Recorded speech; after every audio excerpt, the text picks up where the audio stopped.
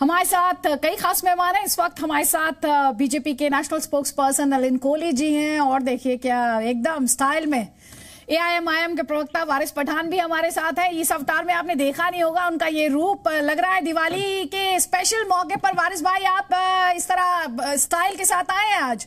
सबसे पहले तो आप दोनों को ही शुभ दीपावली। मेरी तरफ से भी तमाम देशवासियों को, आप तमाम को शुभ दीपावली, हैप्पी दिवाली। बस निकले हैं बाहर, हॉलीडे है, हॉलीडे सीजन, फेस्टिव सीजन चल रहा है, तो हम लोग भी थोड़ा सा नलिन जी शुभ दीपावली। मेरी तरफ से आपको, आपके दर्शकों को, आपके टीम को, वारिस भाई प्रोग्राम में हमारे साथ है, हमारे मित्र हैं, आप सबको दीपावली की खूब शुभकामनाएं। सबसे पहला सवाल नलिन जी आप ही से है। बार बार आपके ओपोनेंट ये कहते हैं कि अब जो तस्वीरें आई, चाहे प्रधानमंत्री केदारनाथ गए या बद्रीनाथ गए या फिर अयोध्या से भी जो तस्वीरें आई, उसके बाद उन पर लगातार सियासत हो रही है। आप जो उस पर सियासत कर रहे हैं या सवाल उठा रहे हैं, उसमें सियासी मायने ढूंढ रहे हैं, उनसे आप क्या कहेंगे? ढूंढने की कोई आवश्यकता नहीं, गलत है। कोई आवश्यकता ही नहीं है कि उस पर कोई ढूंढा जाए, क्योंकि इस पे मूल रूप से हम देखें तो प्रधानमंत्री जी जो है वो कहीं पर भी जाते हैं यात्रा पे, वो एक निजी व्यू से भी जा सकते हैं, दर्शन करने जा सकते हैं, लेकिन उनके सरकार की काम को देखिए। जहां तक मोदी जी के सरकार के काम की बात करें तो वो काम जो है अद्भुत काम हो रहा है। वहां ये नहीं देखा जाता कौन हिंदू, मुसलमान, सिख, ईसाई, बौद्ध, किसी और धर्म का हो। भारतीयों की सेवा के लिए काम होता है, सेवा भाव से ही सरकार चलती है। और ये प्रधानमंत्री जी ने पहले दिन ही कहा था कि मैं प्रधान सेवक हूं। और आप देखेंगे गांव, गरीब, किसान, पिछड़े, वंचित, युवा, किसी भी वर्ग के लिए काम जब होता है उसमें भेदभाव नहीं है। तो इस पे क्यों? तो ये राजनीतिक बातें जो लोग क्यों उठा रहे हैं, क्योंकि वो काम के सामने, जनता के सामने जा नहीं पा रहे। आज उत्तर प्रदेश के चुनाव को आप देखिए, जो हुआ था पीछे, लाभार्थियों का एक वर्ग हो गया। पहले देखा जाता था कि कास्ट के आधार पे, जाति के आधार पे, स्थान के आधार पे वोट होंगे, लेकिन इस चुनाव में लाभार्थियों ने वोट दिया, क्योंकि अब पैसे चोरी नहीं होते। जो अकाउंट में जाना है सीधा जाता है। चाहे किसानों के अकाउंट में जाना हो, उज्ज्वला के तहत कुछ उनको बेनिफिट मिलना हो, टॉयलेट बनना हो, घर बनना हो, तो बिचौलियां खत्म हो गए, भ्रष्टाचार खत्म हुआ। मुझे लगता है इस बात को देखकर इसके सामने राजनीतिक कुछ जवाब नहीं दे सकते लोग, और कोई मॉडल नहीं दिखा पाते इतना मेहनत जो 24 घंटे प्रधानमंत्री करते हैं। तो इसीलिए इस प्रकार के अननेसेसरी, मैं कहूंगा बेबुनियाद विवाद करेंगे और प्रधानमंत्री पे वार करने का एक अवसर ढूंढते। वो अवसर हो सही या गलत, बोलना जरूर है मोदी जी के खिलाफ। ठीक, वारिस पठान ये कह रहे हैं कि प्रधानमंत्री के काम में तो कमी निकाल नहीं पा रहे हैं, इसीलिए इस तरह की तस्वीरों में मतलब ढूंढने लगते हैं। देखिए, देश के प्रधानमंत्री 140 करोड़ जनता के प्रधानमंत्री है। सिर्फ हिंदुओं के ही नहीं है, वो सिख, ईसाई, मुसलमान सबके प्रधानमंत्री है।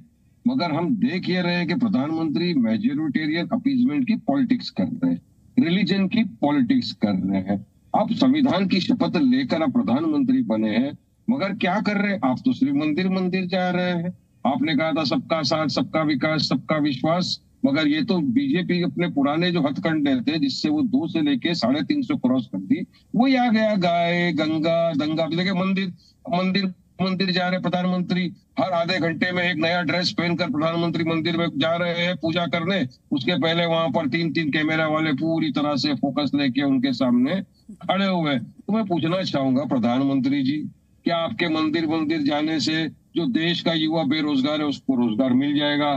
क्या मंदिर मंदिर की पॉलिटिक्स करने से जो हमारा रुपया डॉलर के बनिस्बत आज 83 क्रॉस कर दिया है, थोड़े दिन में आदित्य जी हम उसके ऊपर डिबेट करेंगे कि 100 हो गया, तो उसके बारे में आपकी क्या पॉलिसी है? प्रधानमंत्री जी चाइना के बॉर्डर तक चले गए, वहां से खड़े रह के उन्होंने कहा कि मैं 25 साल के बाद यहाँ पर आया हूँ, मगर चाइना के बॉर्डर पर जाके भी वो लाल आंख जो दिखाना था वो नहीं दिखाया।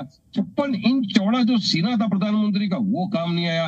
एक भी मर्तबा उन्होंने वहां से भी चाइना का नाम नहीं लिया, जो चाइना हमारे देश में घुस चुका है। आदित्य जी, गांव बना दिया है, रास्ते बना दिए। असदुद्दीन ओवैसी, वारिस पठान ये बात कई बार कह चुके हैं। और अभी आप कैमरास का जिक्र कर रहे थे, कैमरास तो असदुद्दीन ओवैसी के इर्द गिर्द भी काफी रहते हैं, लेकिन आपने एक बड़ा आरोप लगाया है। नलिन कोहली जी ये कह रहे हैं कि प्रधानमंत्री जो है वो रिलीजन की पॉलिटिक्स करते हैं, ये इनका आरोप है। इन्होंने जो शब्द यूज किए वो था मेजॉरिटेरियन अपीजमेंट, उस पर आपका जवाब? वारिस साहब क्या कह रहे थे, देखिए इसको देखिएगा, बड़ी अद्भुत बात है, विचित्र बात है कि इस देश में बहुत लंबे समय तक एक माइनॉरिटी अपीजमेंट पॉलिटिक्स चली। माइनॉरिटी अपीजमेंट पॉलिटिक्स क्या थी कि भाई हर विकास से वोट की राजनीति करिए और अलग अलग समुदाय के वोट को टारगेट करिए। इसको सूडो सेक्युलरिज्म के नाम से भी भारतीय जनता पार्टी ने बहुत अरसे से इस बात को उजागर किया। अब फर्क ये हो गया है कि आज इस प्रकार की अपीजमेंट रही नहीं, तो अब क्या है कि दिखावा के लिए, वोट बैंक के लिए भारतीय जनता पार्टी की सरकारें ऐसी काम नहीं करते, वो सेवा भाव से काम करते हैं, विकास की ओर काम करते हैं। तो कुछ तो कहना पड़ेगा वारिस भाई और उनकी पार्टी को, तो उन्होंने एक नया टर्म कर लिया, मेजॉरिटी अपीजमेंट पॉलिटिक्स। भाई एक डेफिनेशन देने का उन्होंने प्रयास किया, ये भी डेफिनेशन उतना ही गलत है जितना स्टैफरन टेरर या भगवा आतंकवाद का जो कांग्रेस ने खड़ा करने का एक प्रयास किया।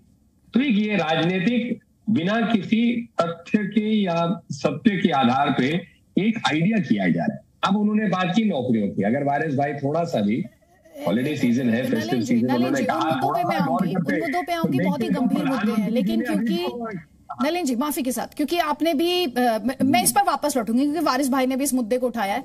आपने दो बातों का जिक्र किया। आपने वारिस पठान की पार्टी के संदर्भ में कहा स्यूडो सेक्युलरिज्म, और आपने भगवा आतंकवाद को भी लेकर सवाल पूछा है। भगवा आतंकवाद पर जवाब मैं लूंगी। पुरानी बात थी जी जी जी जी जी, ये सूडो सेक्युलरिज्म भाजपा ने सन 89 के आसपास इस बात को उठाई थी, 86, 87, 88 जो राजनीति थी। ठीक ठीक, इस पर वारिस पठान आपका जवाब। और हमारे साथ आचार्य प्रमोद कृष्णन जी भी अब जुड़ गए हैं, कांग्रेस पार्टी के वरिष्ठ नेता हैं। शुभ दीपावली आचार्य जी आपको भी। ये आपसे जो नलिन सर का सवाल है वो उस सवाल का मैं जवाब लूंगी, लेकिन वारिस भाई पहले आपका जवाब। देखिए, सब मुस्लिम वोट बैंक तो कभी था ही नहीं। ये आए रमजान में टोपी पहनकर रोजा खोला मुसलमानों के साथ, उसके बाद मुसलमानों को टोपी पहना दिया। आज आप बताइए ना, मुसलमानों का रिप्रेजेंटेशन पॉलिटिक्स में कहां पर रह गया है, कितने हद तक रह गया है? नहीं रहा।